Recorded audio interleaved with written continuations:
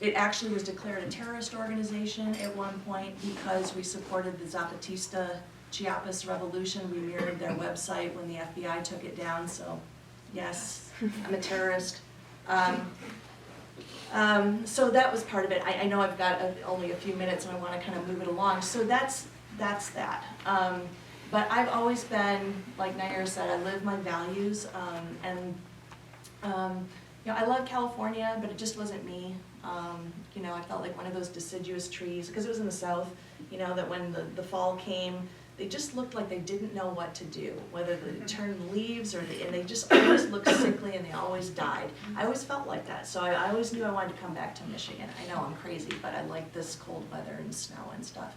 And I had family there, so long story short, because I can't believe that I'm sitting here today. If you'd told me this like 15, 20 years ago that I'd be back in Michigan, I probably would have punched you in the face and been like, no way. And I was also part of zero population growth. I didn't like breeders. So here I am with 3 kids, married to a man, and you know, it's just things, you know, it's just life is life. So here I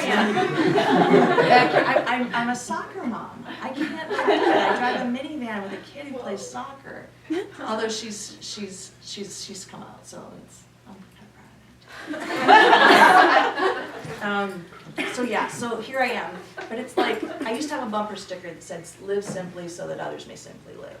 And I'm living back in 48504, one of the most polluted zip codes in the country, which is where my grandparents lived. I don't live in their house. We're not that kind of, you know, where we pass wealth on within our family. It's no, we're a little bit lower than that.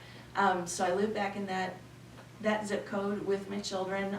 My house kind of looks like an episode out of Hoarders. It's falling down. We've got stuff in boxes, and because we're just busy, you know, with the Flint Water Crisis and with things that happened with the adjunctification of labor. We're busy doing union work, we're busy doing social, even the kids, you know, they get dragged along to stuff, Naira knows. So that's kind of my journey. And then, you know, all of a sudden, you know, all of these factors contribute to like putting you where you are.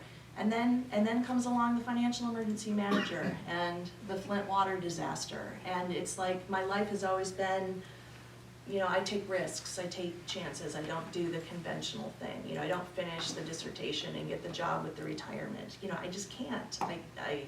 You know, it's not that I'm lazy, it's that I have to do the right thing, you know.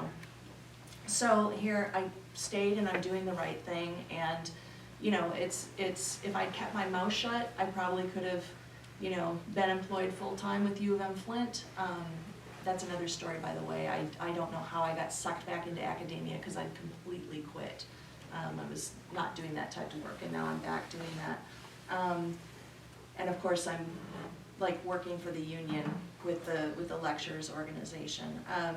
So doing that, and just I met Naira, and I've been her biggest fan ever since, and I've kind of like attached myself to her, and I feel like I just need to support whatever she's doing.